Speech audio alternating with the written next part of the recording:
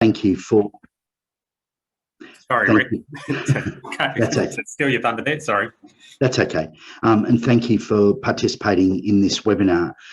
Basically looking at the consultation paper on the sort of, whether we call it DES 2023 or the future of DES. That's the gist of what we're going to look at.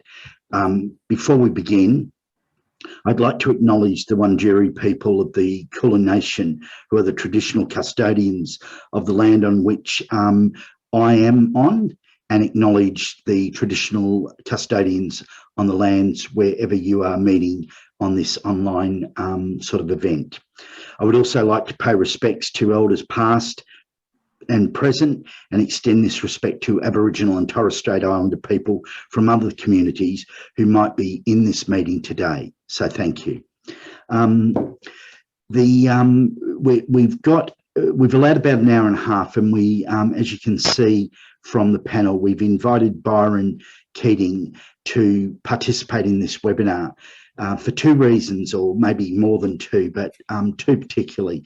One, that through the last year or more, DEA has been working with Byron through, first of all, a working group that has been trying to understand the performance framework and so on. And secondly, with some interesting, to be told to you, project that DEA is involved in, and we will get to that at some point. But along the way, we also have been talking about what is going on in the DES reform project.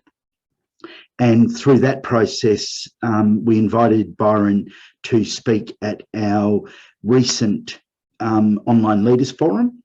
And he was received very well and made some points that were beyond the points that we and others have been constructing.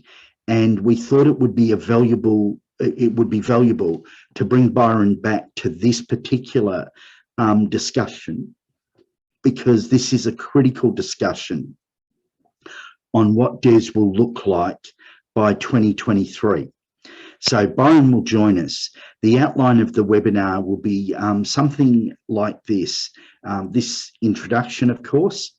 Then we want to turn and see if we can generate some questions or thoughts or concerns from you before we launch into a big talking at you sort of event. We do encourage this to be a sort of to and fro, and I really do want that to happen today.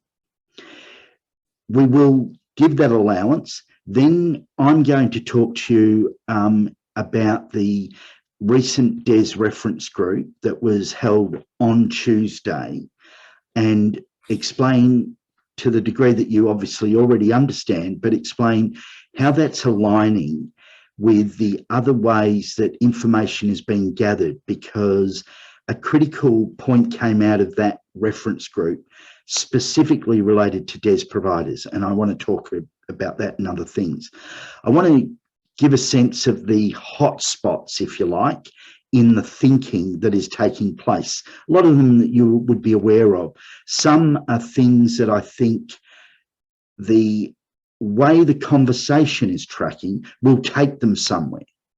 And that's both a good thing, but it also raises concern about whether the people taking the conversation have a good enough grasp of what the DES program is actually for and how it's operated. And I know I say this in bulletins and in other messages, and I really want you to hear this, because I am not laying it on thick, right? I am absolutely not laying it on thick.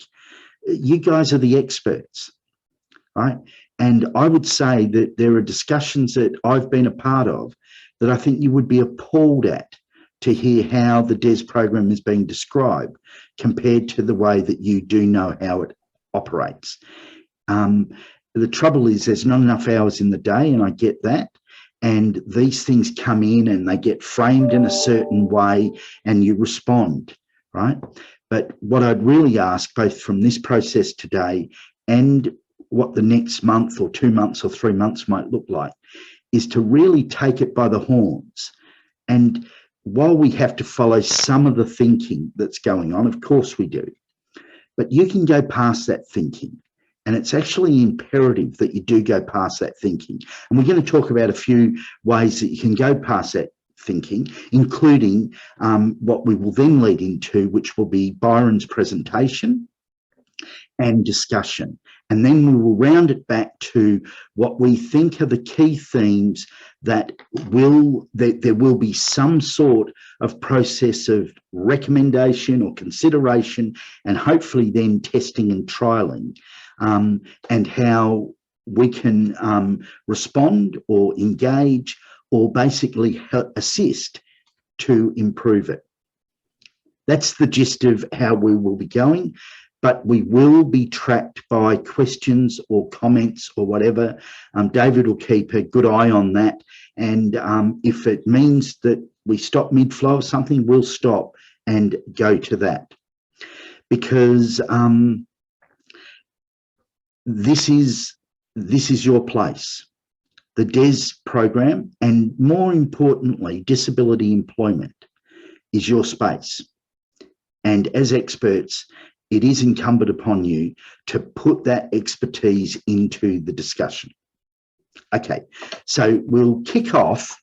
Sorry, the last thing I'll say in regard to, obviously we're going to go, everything I've said is going to be approached via the consultation paper. But I do want to give you the heads up very early on, and that is that when we get to discussion points, so discussion point 1, who should be able to access a specialist disability employment program? That's a good topic, right? They then go into subset questions in those boxes after each topic question and a bit of a spiel about it. We're not that interested in the subset questions unless they stand out as we really need to address this, right? If we literally responded as if this was a test and the teacher had set these questions and wanted to get our responses, we would fall way short of the things that we do want to impress upon the reference group, DSS, the minister, and anybody who has an interest. And what do I mean by that? Well, to put it simply, the first absolute line that we take is that this reform is about improving DES. And there are arguments, as you saw in the Boston Consulting Review, and comes up through, you know, this statement or that statement, sometimes in a news article, that, you know, the DES program is broken, it costs too much, it's this, it's that, right? Well, we're calling bunkum on that, right? And not because we are basically left of centre or we have some sort of bee in our bonnet. It's because it is bunkum, right? The DES program was set up in 2018, this iteration of it, to bring more people into the program. That was the objective. And it brought more people into the program. And then suddenly DSS is saying the program costs too much. Look at it, it's $1.something billion. Well, if there's a problem there, that's the problem of government and the department for not calculating that if a program with 180,000 people in it costs about 800 to 900 million, I wonder what it would cost if 100,000 more came in, right? That's not your problem. You actually rose to the objective, bring more people in. And I'm not being cynical in this, right? That is a disability policy imperative that goes all the way back to the UN Convention on the Rights of People with Disability. And Australia is a signatory. The NDIS is literally a result of the UN Convention. And so was the reforms to 2018 to bring more people in. Did we get it right? Well, that's a good question. And I think we do need to respond to that. But did we get it wrong because it cost too much? Certainly the providers didn't, right? And I would argue that the government didn't get it wrong either. I would argue that they're looking at this sort of question of where Des is now via a certain lens. And what we want to do is put a different lens on it and ask the same question, because with a different lens on it, I think we'll find other things that show very clearly that it is doing what it needs to do. Can we get more people into jobs? I don't think there'd be anyone in this discussion that doesn't want to assist, to be part of that push to get more people in. How do we do it? That's a good question. They're the sorts of things that we want to tackle in DEA's response, and we would also encourage you to tackle in your response, because you know, and we'll get to some of those examples and data as we go through. And as I said, Byron is on board to also take us in that direction, but with a couple of factors that he's going to look at, and I'll leave that for him to get to. Okay, so David, and obviously everybody on board, rather than us saying this is what you need to talk about, because we've got plenty of time to do that, what are the things that you think need to be addressed? What are the concerns you have? And also, are there any questions? Like, we all know the sector's a big rumour mill, you know, and the jungle drums, or should I say the Australian cities, regional areas and rural area drums are banging along. So what are some of the rumours that you think? And we will try to either tackle them now or absorb them into what we're going to talk about, or take them further from this conversation.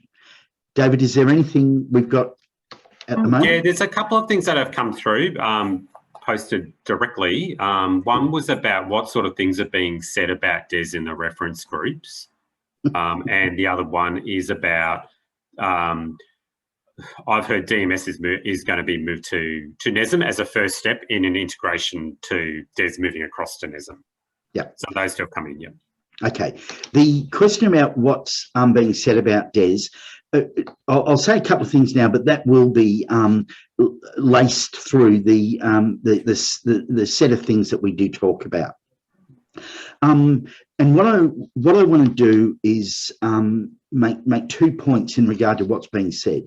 One is we have to take them seriously, because they are coming largely from disability representatives, disability peaks and organisation representatives. And so they are hearing these things, right? And we do have to take them seriously. But where my concern about what is being raised or given as an example is that how many participants in the DES program are they aware of? Are they connected to? And are these examples correlative to what is actually happening? Or are they examples that you hear and you go, oh, that's not good, but it doesn't necessarily explain what's going on in the program? So I'll give you an example because it's more benign than going to a participant story. One of the other things that gets raised in the DES program is whether providers engage employers well enough. And this one really drives me up the wall, right? Because I would say at a guess that across the 106 or 108 providers that are operating, there's probably an engagement with over 150,000 employers, right?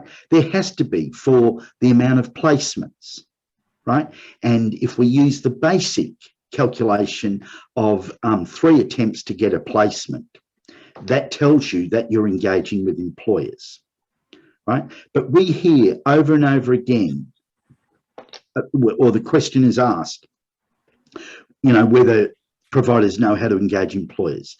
And I basically say, and sorry, I should add as a statement that in the reference group, there are 6 working groups. And one of the working groups is basically themed with provider employer experience.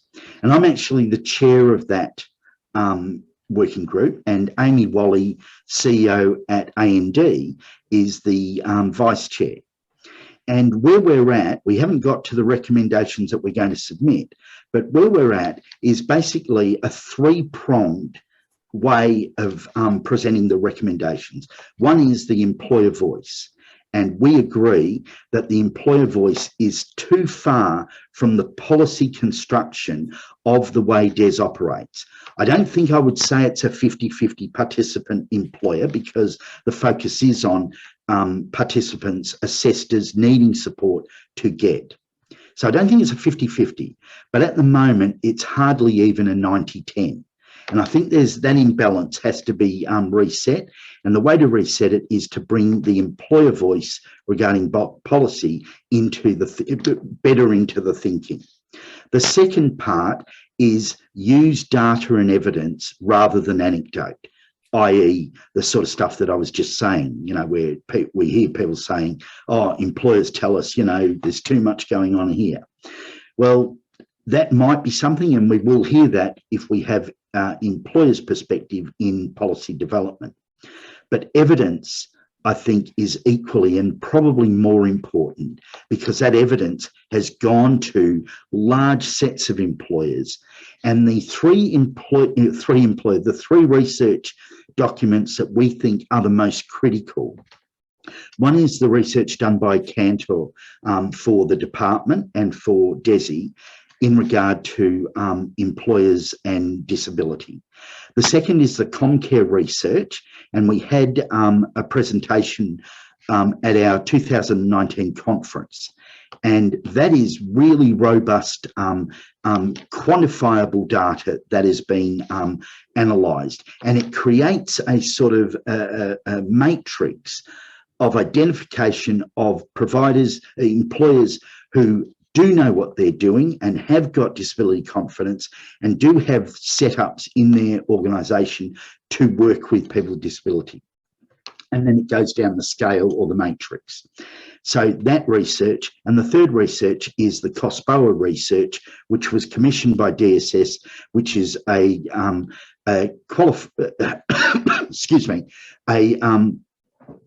qualitative research which surveyed employers, and it focused on small to medium business. And we think there's a set of recommendations in there that are worth testing to take into the next model. We really stress that the sort of testing is about testing something that doesn't take us to a prescriptive way of working with employers, but that has a guidance for both employers and for providers. So that's the research component, the employer voice, the research voice, and the third voice, which is really, really missing, is the provider voice. And that's because DSS does not have the data, right? And even though you pump all that information into the ESS system, they don't actually have a lot of data on the value of the work that's done, that you've done and you've done with the employer to basically make that sort of connection work. And we've identified that as the thing that is absolutely missing from the equation. And if 3 + 3 + 3 = 9, at the moment, it's only coming to 6. That was a ridiculous analogy, and I take it back. If we say that to understand this, we need to get information from there, and there, it is incumbent upon the department to get the information from providers, and I'll talk more about that further. So, as I said, we will be intersecting things that have said about DES through this discussion, but I wanted to highlight that things are being said. We do need to take them seriously, but that doesn't mean we need to say that they are the fixed argument for what is happening or not happening. And in the working groups, in both the provider-employer working group that I chair and another working group that I'm on, which is basically looking at intellectual disability, autism, and psychosocial disability, in both of those, I have brought providers into the working group meeting so that they can talk to the working group.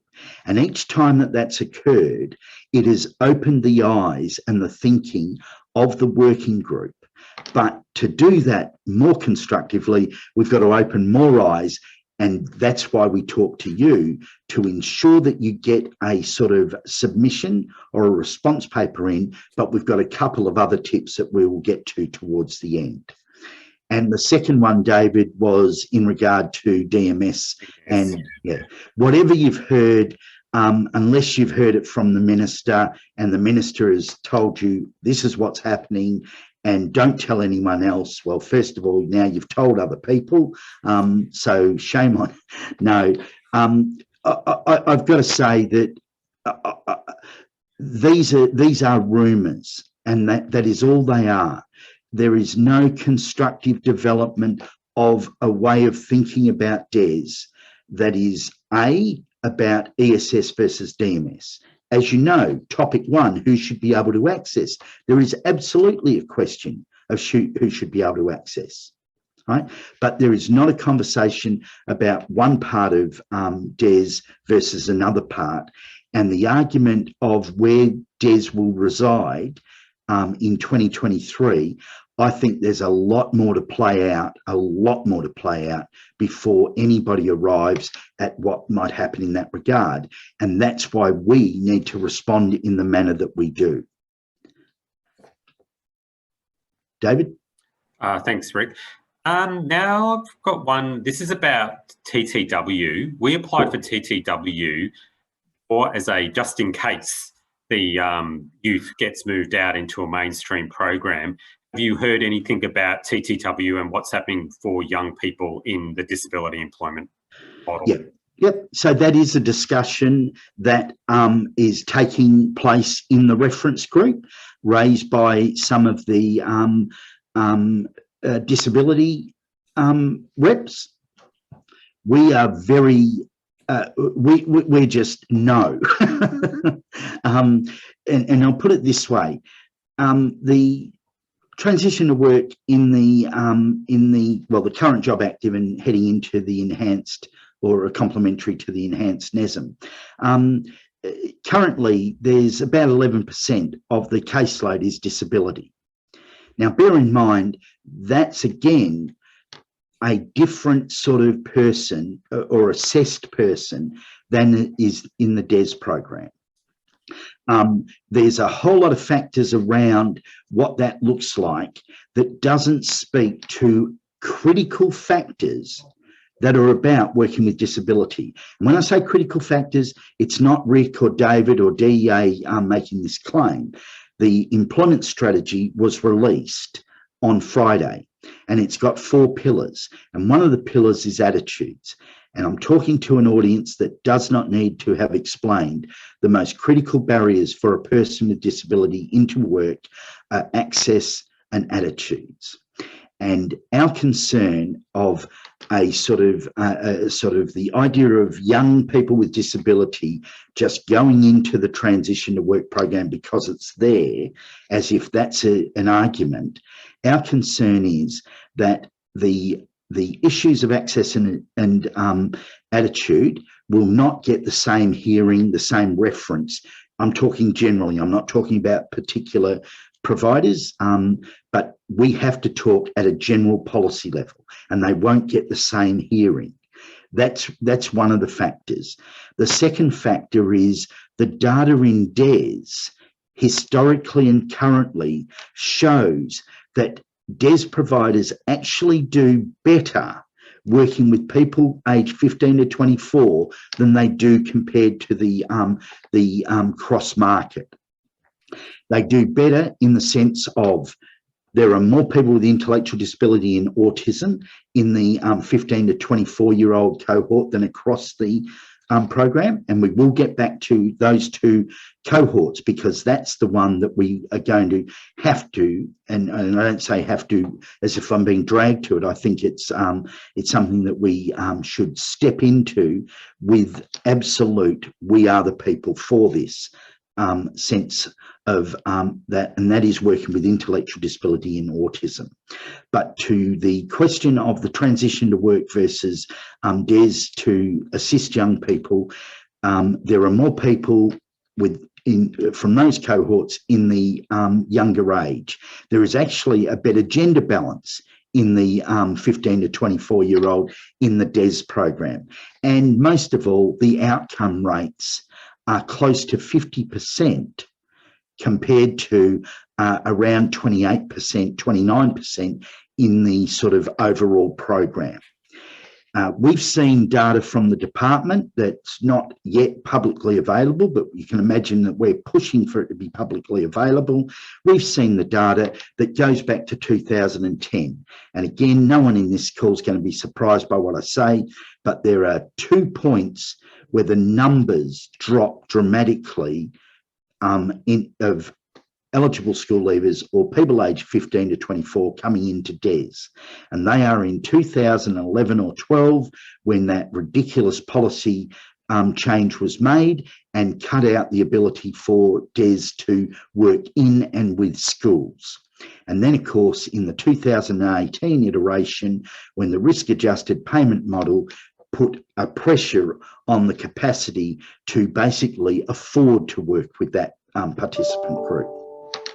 So in that sense, the argument as we see it is that the focus isn't on what transition to work can or can't do. It's actually what DES is doing, what DES has been doing. And why would you take away a part of a program that's achieving close to 50% 26-week outcomes? Why would you take it away because there's another program, right?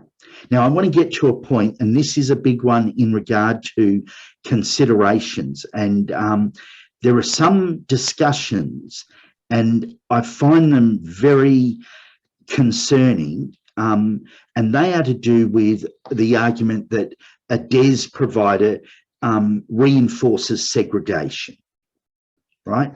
And I don't know if Carol's on the line, but she and I had a chat with this about this the other day, and she made a very good observation that she said, when people talk about this, because there's an argument about, you know, let's have a sort of one shop works with everybody sort of approach and so on. And we're saying, yes, that's great, but let's look at the workforce participation gap of people with disability and without disability. And let's ask a question, is there more support required to bridge that gap before we get to the one size shop fits?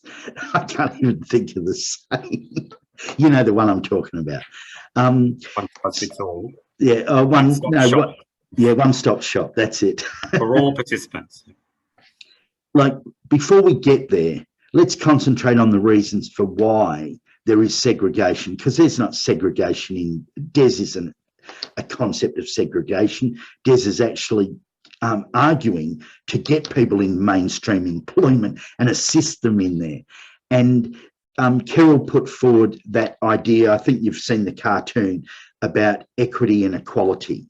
And equality is, well, the one is, you know, kids trying to look at the football match. And equality is that everybody has the same sort of bench, right?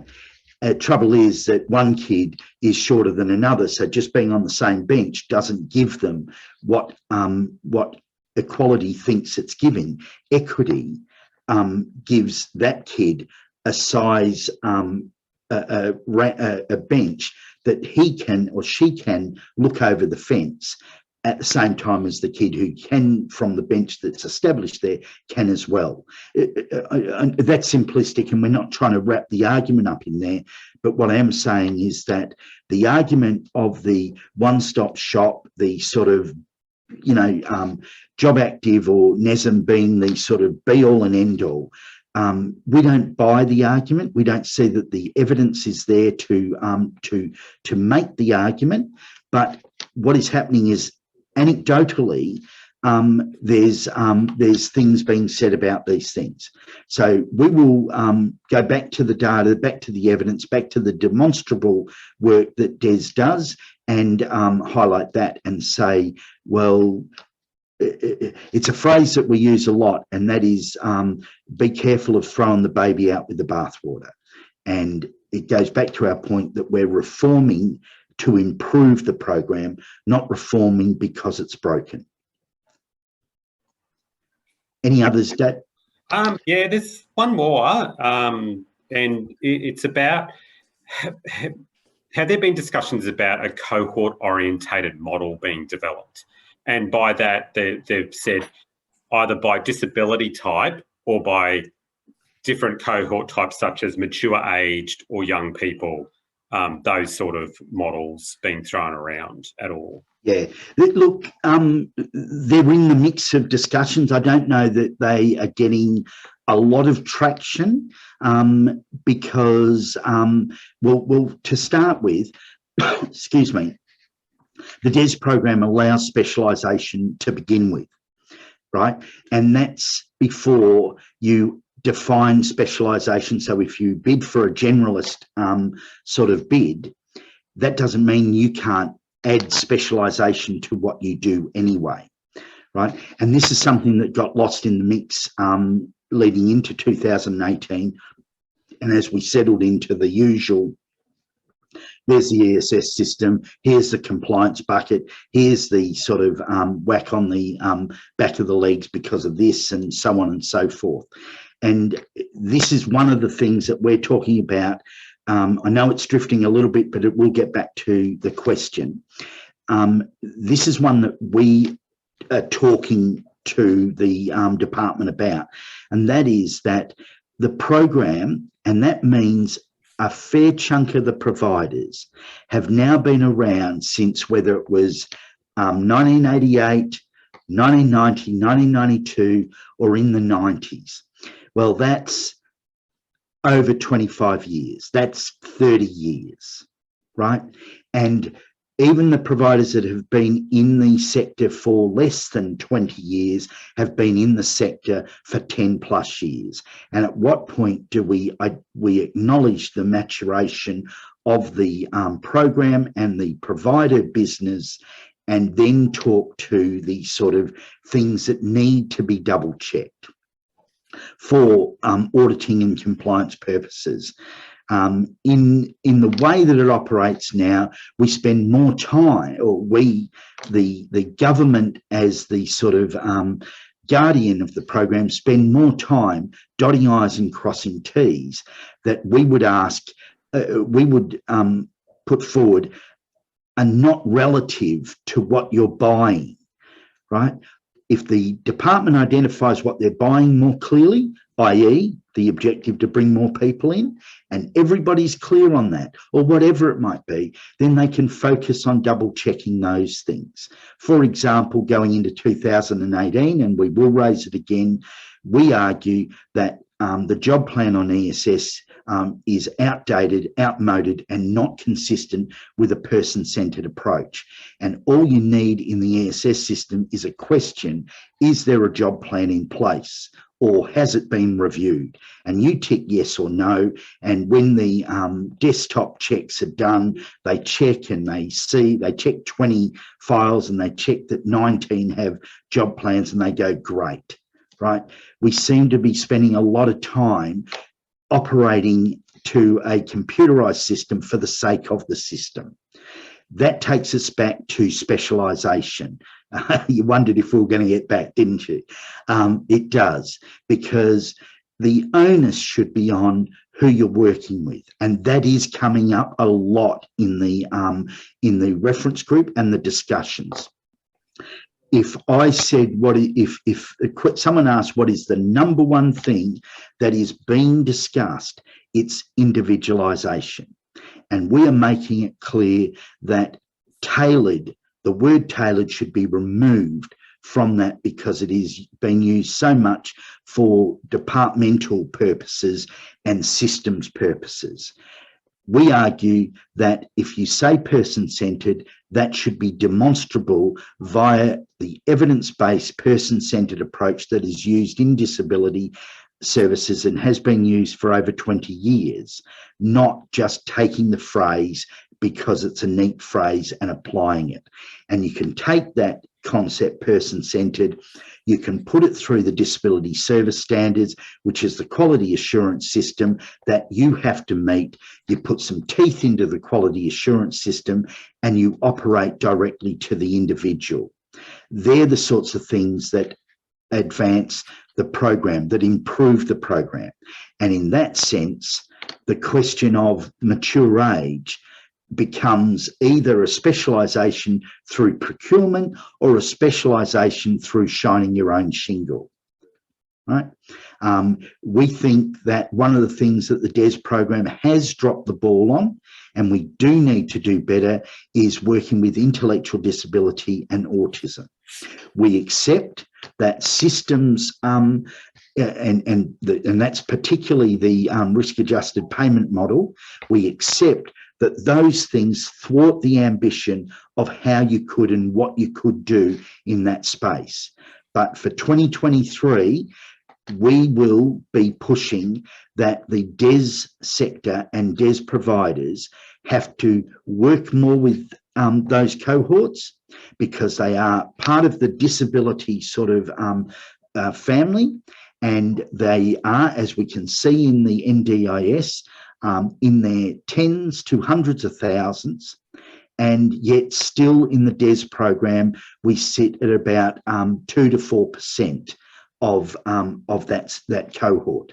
So we have to do better in that regard, and that actually goes to questions like who should be able to access a specialist disability employment program. Rick, I was going to throw to Byron now, I think. Yeah. So, because we've been going for 40 minutes. Yep. And there are a couple more questions, but we'll come back to those, I think, after Byron gives his thoughts on where things are up to. Okay. If that's all right. So, Byron, are you ready to go? Yeah, I'll just share some slides. As I mentioned earlier in the presentation, these slides will be available for distribution following the presentation. It's also, I just wanted to just quickly add my acknowledgement of the Turrbal and Yugara peoples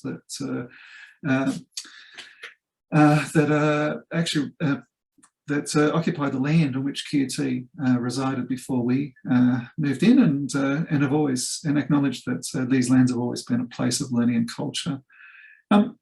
I guess I'm grateful for the opportunity to have a chat about the new disability employment support model and the consultation paper in particular, and just to kind of, I guess, drill a little further down in the on some of the thoughts that I shared during the recent leadership forum.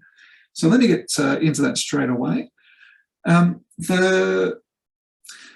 In that original presentation, I kind of shared just, I guess, a couple of summary points. And the first one is that the BCG, which followed the ANAO sort of audit report, highlighted some issues. And those issues seemed largely driven by the need for cost savings. But the issues they identified were to do with cohort targeting, so flow and incentive, and whether or not the outcome payments enabled the department to realise its objectives in specific area. Particularly, there was a bit of concern raised about sort of employment versus education outcomes, as many of you are aware, and then it highlighted a number of deficiencies relating to the management of the program.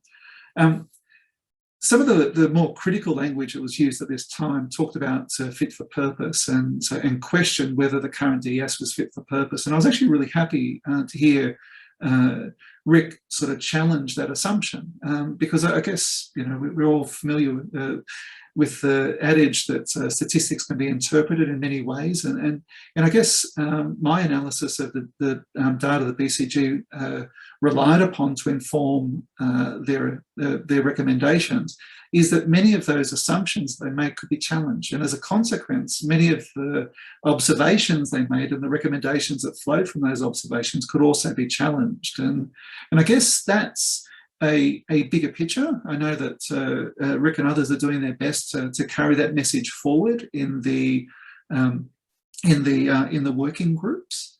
But and I've got some ideas maybe for sort of how we might go about sort of adding to that narrative, that shifting the focus of the narrative away from this punitive view of DES as being an unsuccessful, unfit for purpose program, to actually being a program which is actually was well aligned with the objectives of the policy changes introduced in 2018, and has over time demonstrated an ability to achieve outcomes subject to the market conditions, the labour market conditions.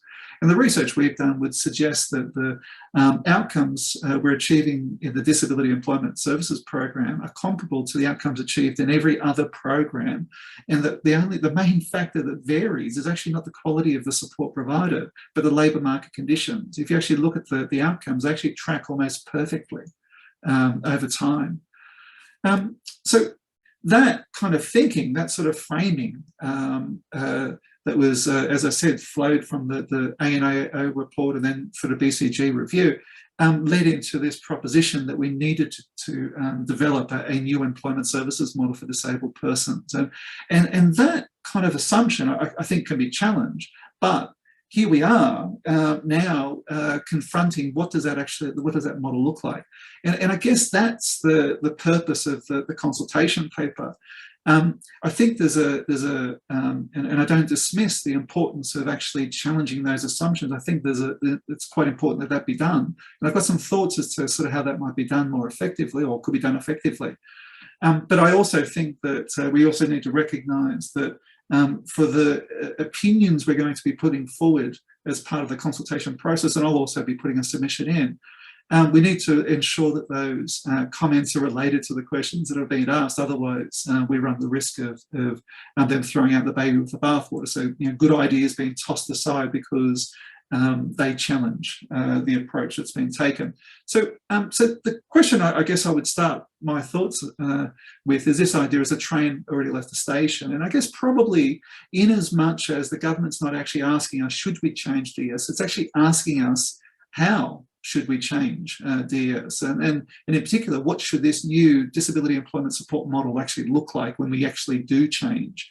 And as I said, while the assumptions upon which the decision to change has been made are open to debate, and please take my sort of word here when I sort of say that that many of those assumptions are very challengeable. The focus, I guess, for my conversation today is really about how do we shape the contributions through the consultation process to ensure that the new disability employment support model that comes out of this process aligns with the capabilities and the resources and the investments that have been made over the last umpteen years in the provision of the current program of support. So I guess one of the first things that I want to highlight is that I've made a number of assumptions, and I do need to declare those. And one of the assumptions I've actually made is that the government has a view, and this seems to be consistent with what I've read, but they have a view that that they can do a better job, or people can support themselves more effectively with the aid of technology than through the current distribution of support services, either through DMS or ESS. And I guess if we look at the new employment service model, we can actually see that a key component of the existing mainstream model is really about shifting support electronically for a given period of time.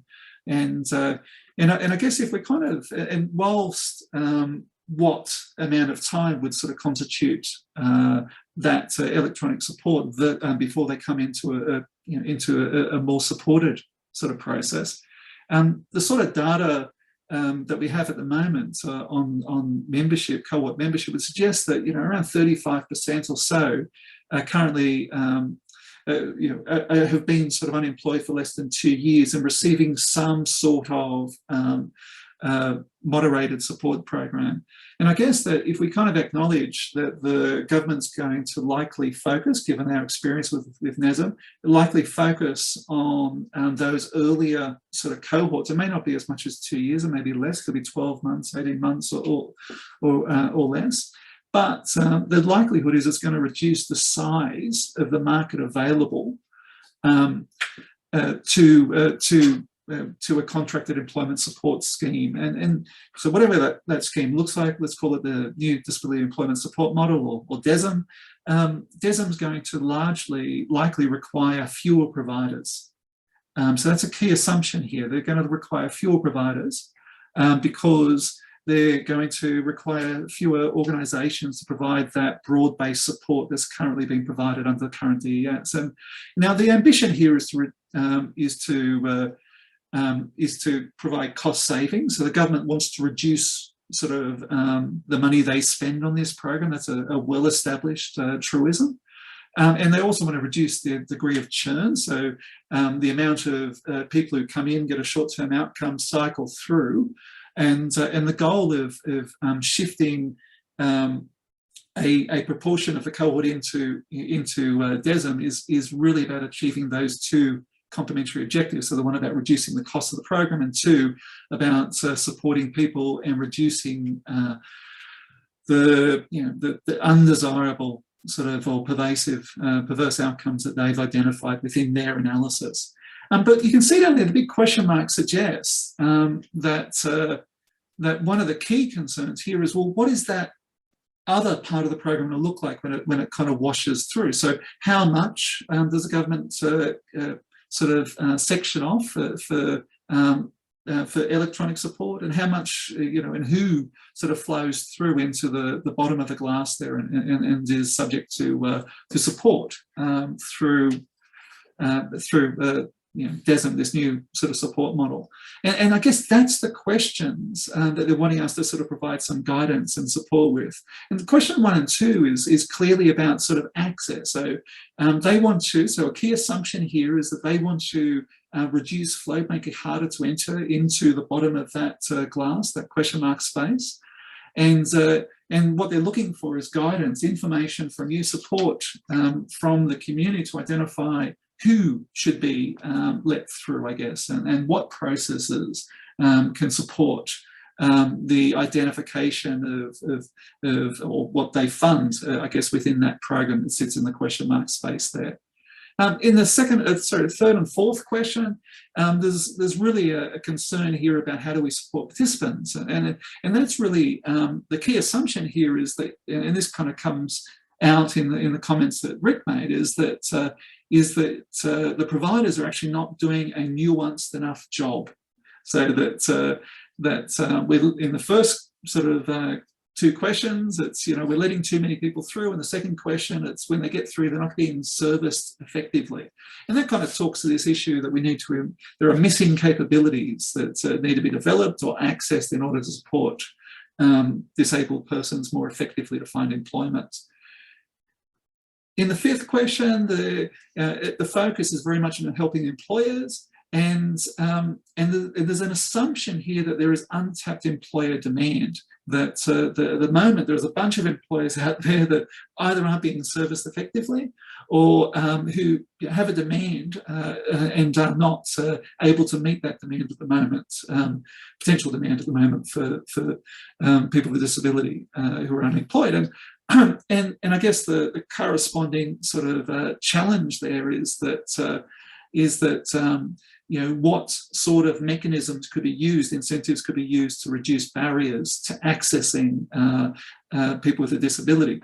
And I guess the sixth question kind of leads on from that, and it's the concern there is really around mutual obligation and this idea that there is role conflict. Providers are having to sort of manage mutual obligations at the same time as supporting sort of job seekers to find employment. And the argument here is that with a reduction in role conflict, we should be able to see higher levels, more tailored, as Rick identified as a phrase, individualized support. And then in the seventh question, sort of within the consultation paper, the emphasis is really very much on funding and incentives. And the goal here is really about thinking about different types of outcomes that should be funded. And really the goal is to kind of enhance sort of greater flexibility. So this idea that a broader range of potential outcomes could be supported if these changes were aligned to the needs of the labour market, for example. They might look at sort of casualised workforce as an example. And the second last question is really about this idea of design and innovation. And there's a fundamental assumption on behalf of the government, which has actually been supported by this earlier research, that suggests that, that the providers are actually not adequately innovative and in the way they actually go about supporting employment services. And the goal here is really around this idea of continuous improvement. I guess a challenge, and the way they're kind of wanting to manage that is they're actually wanting to manage that through a new way of engaging. And I guess if we look at NESM again, the assumption could be we're going to be moving towards something like a licensing model, which would actually make it a little bit more challenging for people either to get into the market or even to, and there are some challenges with actually retaining their license once they're in that market, and more sort of quick sort of turnover of potential providers and a backlog of potential providers that can come in and take that business over. So kind of creating a sort of a bit of a Shark Tank effect here. But what it leads to, the consequence of that is actually it makes it a little bit harder for providers to make investments, because the security of those investments could be challenged through that continuous improvement process that they're suggesting. And then finally, this idea that that performance measurement needs to change as well. So there's a concern about performance, all those, this idea that we could do better in terms of performance management. I don't argue with that. I think that the current STAR models has a number of flaws that not least of which is the inconsistency of the department to actually put out reliable data that's related to actual performance. But the question then that sort of the consultation paper is raising is this question of, well, how would we go about defining success then? Is there a different way of defining success? And so my first kind of point is this, is that when you're thinking about responding, putting in place or submitting a response to the consultation paper, it's useful to think about these underlying assumptions and then use your data, use the information you have available within your own internal systems to actually put forward cases that actually challenge those assumptions. Because as you actually challenge those assumptions, and if we're getting a number of submissions that actually do that, then the chance is that, that those assumptions will maybe reconsidered. If you don't challenge the assumptions, you just put forward a case that demonstrates how, and I think you should also, obviously at the same time, provide evidence that you're actually doing a great job. But if your focus is just really about sort of saying, we're doing this and it works, but not challenging the fundamental assumptions that the government has or the department has with regard to the efficacy of the current or effectiveness of the current program, then the risk is that we won't be able to sort of shift their thinking or drive this new program in an area which is going to be aligned with current resourcing, current capabilities and the like. So now I actually made this comment that the focus should be on the current program, and I sort of mentioned that there are many assumptions that I would challenge. I guess if we're wanting to change the decision, so if we're wanting to change that fundamental decision that a new program is required, then we're actually going to require a very strong evidence-based critique, the like of which I guess Rick also alluded to when he talked about some of the key points within the employer space, the employer working group. But an evidence-based critique of the BCG research would be it would be a required starting point. And that critique would actually have to challenge, as I said, some of those assumptions that have been picked up and sort of have now been echoed within the discussion of the consultation process. But in addition to the research, and I think one of the challenges that the sector has is the sector hasn't got the same resource advantage that government has in terms of commissioning these consultants to undertake these very expensive research projects. That even if that research was available, that's only part of the solution. And if you really wanted to change the decision, if you really wanted to challenge those assumptions, you need to do that. We need that evidence base, but then you also need to engage in a relatively, I would sort of argue, a kind of quite concerted sort of lobbying efforts to try to influence that process and lead up to the next election. And so that the timing is actually good to challenge those assumptions before the 2023 introduction of a new disability employment support model. But it would require a significant investment in capabilities, so public relations capability, lobbying capability, developing sort of key documents going to be shared with local members of parliament, that express not just the good job that the sector is currently doing, but also sort of the impact on employment that would actually occur as a consequence of some of these changes, as sites and employment service areas are actually supported by fewer providers and fewer sites are available and choices available to people with a disability that are unemployed. So anyway, so my focus, I guess, firstly is on this idea of, well, let's not lose the opportunity that's available to us. Let's think about how we actually respond to the consultation opportunity and do so in a way that actually challenges those assumptions. And then as a second part, if we think that it's worthwhile challenging the assumptions upon which the original decision to develop and put forward a new model need to be sort of, we need to do something about that, then treat that as a separate process. In the earlier consultation, in the earlier presentation, we also talked about return on investment as a useful mechanism for demonstrating value to government. Now, I think so we talked about a cost-benefit ratio analysis that was undertaken based on the data that was presented in the BCG reports. Let me also say that it's quite difficult to actually do the sort of analysis that BCG has done without access to the data the government holds on the programs. And so, getting access to that data is actually critical, but as a consequence of the report, we've actually been able to reanalyze some of their data. And I made this comment in the leadership forum that the return on investment is actually really quite impressive. It's at least in the vicinity of 3 to 1, so about 175% return on investment.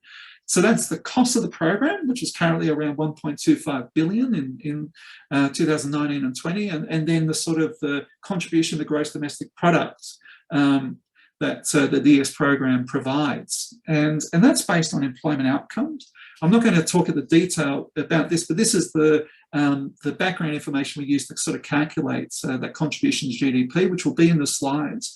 And you might want to think about sort of calculating your own contribution to the gross domestic product, for instance. So looking at sort of, so what we've actually done is we've looked at the distribution of participants across the different, based on their benchmark hours. And we've actually looked at the number of, and we use those ratios to, and looked at the number of outcomes, the number of jobs which were created during 2019 and 20, and then looked at the average contribution per hour to gross domestic product of an employee. Now, again, one of the challenges with this approach, it's again based on certain assumptions, but one of the challenges of this approach is that we're assuming that the contribution to the gross domestic product of a person with a disability is the same as somebody in one of the mainstream employment programs. And that may not be the case. We don't have data to suggest that it would be different, but we don't know that it is different. That's sort of something we're interested in exploring as well. So this idea of being able to sort of calculate the contribution could be useful in terms of demonstrating the value of the support you provide. Now, in addition to this kind of economic contribution, one of the things, areas I think that is really perhaps, I would argue, quite a high priority for the sector is, and I'm picking up this idea of changing the narrative again, and changing the narrative around performance. Because there are a number of providers now that are focused on not just employment outcomes, but a whole range of initiatives that change the lives of the people they support. And a social return on investment methodology is a good way of actually capturing some of those indirect or intermediate outcomes before they result in employment. And this also does take into consideration, obviously, employment outcomes as well. The process is about trying to enumerate or sort of monetize some of those outcomes. And as a consequence, it's quite a significant sort of process and can be a little bit expensive for smaller providers, and actually takes quite a bit of time to identify those indicators and identify those proxies to enable you to enumerate those outcomes. And then at the same time, often, it can be criticised because the choices of those indicators and measures can be perceived as quite subjective. But If we go back to sort of the first paragraph, the government is actually increasingly using this methodology to evaluate programs. So they've seen internal value in coming up with social return on investment to evaluate their programs. And both DSS and DEA are actually doing that at the moment. They've got open contracts and have actually recruited providers to support them in this area. Actually, I know Stephen Moore's on the call, but I remember actually presenting to DEA at the time, back in 2009, on different ways of actually capturing social outcomes. And so the departments have actually for a long time recognised there's a whole bunch of benefits associated with employment programs that extend beyond the economic advantages that come from labour market participation. But so one opportunity here is within the consultation paper, there are questions asked about how we might go about collecting or measuring success. And this methodology could be a nice way of actually injecting into the conversation a broader range of perspectives. So these sort of approaches capture information from various stakeholder groups and help to, as I said, to communicate a broader impact. And I guess a recommendation I would have is to, rather than everyone go off and sort of engage consultants and undertake their own analysis, maybe as a sector work together to identify a set of indicators and appropriate proxies so they can actually allow for comparison between providers through the social return on investment analyses that would be undertaken. And this could be something, again, that sort of that DEA sort of works with the sector to undertake. Okay, so that's kind of pretty much it. I kind of, the final point there is that there's still also a little bit of work to do on the economic impact analysis as well. So we would actually argue that we're probably under recognising the contribution of people with a disability in terms of employment. So the representation of contribution, the return on investment, the contribution to GDP, we believe is actually really quite conservative. One of the things we'd actually probably like to sort of sink our teeth into, and I'll be chatting to sort of Rick about sort of how we do this, is actually to develop a fit-for-purpose input-output model that could actually demonstrate that the little things that are actually undertaken and the shifts they actually make and the impacts they actually have on economics, so the flows within the economy that arise from employment of a person with a disability, and contrast those to mainstream employment outcomes. So that's kind of the kind of key takeaway messages here. So the first one is recognise that the consultation process is actually not about sort of challenging the assumptions of why we're changing DES, but rather what we want the new version of DES to look like. Two, in your response, try as best you can to use your data to demonstrate and challenge some of those fundamental assumptions about what needs to be changed and why. And then third, start to think about how you might actually go about demonstrating and quantifying your outcomes, your contribution, the quality of the work you're actually currently doing, and that could be done either at a activity level, or program level, at a provider level, at a site level, at an ESA level. There's a whole different range of ways actually that it can actually be done. But in the first instance, perhaps one of the most simple approaches would be to calculate your contribution to gross domestic product based on your proportion of outcomes. And then, subsequently start to think about sort of broadening that story to consider social impact and social outcomes in addition to economic outcomes. Okay, so where Rick sort of mentioned briefly, I mean, we're working with DEA at the moment on a program of research, and at some point you're likely to be invited to participate in a research project to help us to understand a little bit more about what it is you're actually doing, and importantly how to innovate within this context more effectively. Whenever we do that, we provide some value back to you in terms of insight reports that are strategic in nature. But do see this as an opportunity. And importantly, if we kind of work together, then hopefully over time we'll develop an evidence base that'll be a little bit harder for the department to ignore, and that's going to serve and benefit. That's going to serve and benefit the whole sector. So that's it for me. Obviously, you've got my contact details there, and David's sort of our key sort of contact person in terms of working with DEA. Obviously, work with everyone, but Dave can get in touch with me quite quickly if you have a question. So I might leave it there, and then yeah, close off the stop sharing and open it to questions. First of all, thanks, Byron. That was an impressive presentation. I was going to ask, and it might be for some of the people where I was sitting further towards the end of the back of the classroom, with the slideshow that you send through, are there some notes that you can attach to that? Because you were speaking pretty quickly. And I was thinking, when you were talking particularly around the social return on investment, and how providers can consider framing their responses using their own, using evidence of their own sort of operations.